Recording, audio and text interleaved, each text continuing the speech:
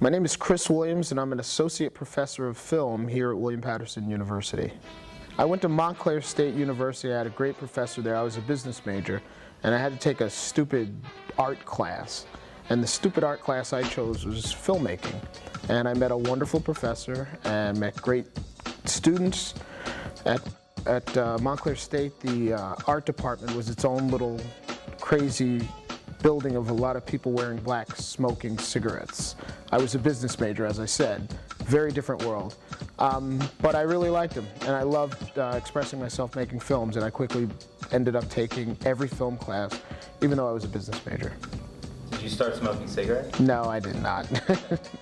Well, this was back in 1985, and Spike Lee's film, She's Gotta Have It, first came out. So that was a really big, profound moment, certainly for black filmmakers, but for a lot of independent filmmakers. You could see Kevin Smith, Steven Soderbergh, Quentin Tarantino, they all point to Spike Lee making that film as being the instructional guide to, I could do it myself kind of thing. So for me, I knew immediately I wanted to go where he went to school, which was NYU, where I ended up going to graduate school. I had a chance to work with him. I was his assistant on a film he made called Crooklyn. So I met him and knew him during that time fairly intimately. So he certainly is a hero of mine, still is.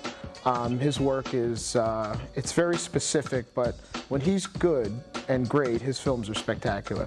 But there are times when, like every filmmaker, he, does things that don't always work. But I was also an assistant director on a lot of rap music videos during this time. So that ended up taking a lot of my time working on early 90s hip-hop videos. We have to get into that. Yeah, okay. Well, what are some of the artists? None that you know of. There's a video I always show in class of a guy named Granddaddy IU. And in fact, I was in the video, so at the very beginning of the video, I play a guy on the telephone, which is a lot of fun. But a lot of times back then, they had white directors, and the rap groups were all black, so they wanted a black assistant director to kind of be the interim.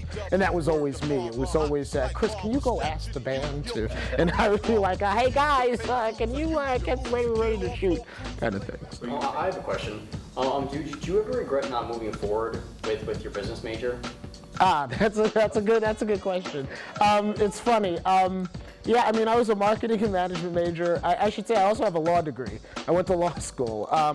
But no, I didn't, I mean, I love business.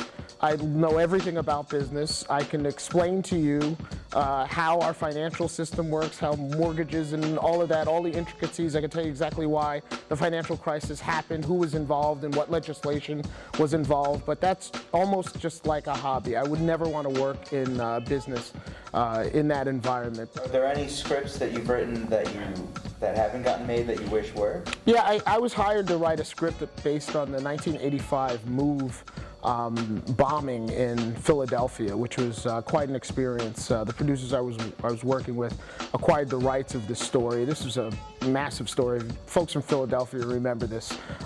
This was one of the few times that an American law enforcement agency dropped a bomb on a building, on citizens, and there was a big fire and people died and everything. And so I was hired to write a script. It never got made, but it was an exciting environment to be in because I had a tremendous amount of research, a tremendous amount of court material that I had to get through to write the script. So you worked in music videos and you did some assistant directing and some casting work. What would be your dream role in the filmmaking world? I have to say, I think about this often, and early on I wanted to teach. When I went to NYU, I decided that I want to teach. I was a teaching assistant there. At one point there, I was a TA. I TA'd every professor and almost every student that was in the program there.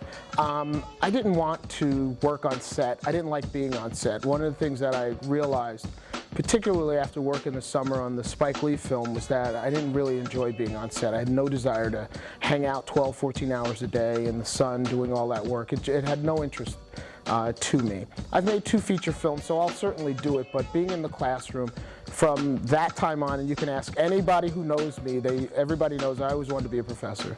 So this is my dream role. I wouldn't want to be working on a television show and the grind and doing all of that stuff, because there's no guarantee of work and everything. And here I get to meet interesting students every semester. It's funny, they all stay 20 years old, and even though I get older, and it's always a lot of fun.